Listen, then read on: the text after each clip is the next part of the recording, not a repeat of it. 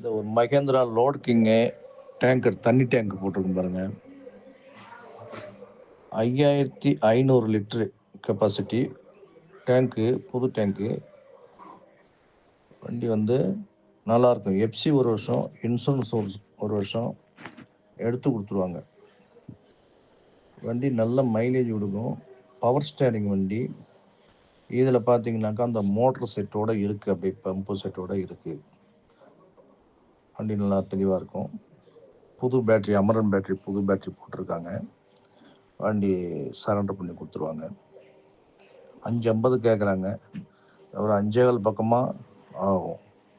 யாருக்காவது தேவைப்பட்டால் என்னுடைய நம்பருக்கு கான்டாக்ட் பண்ணுங்கள்.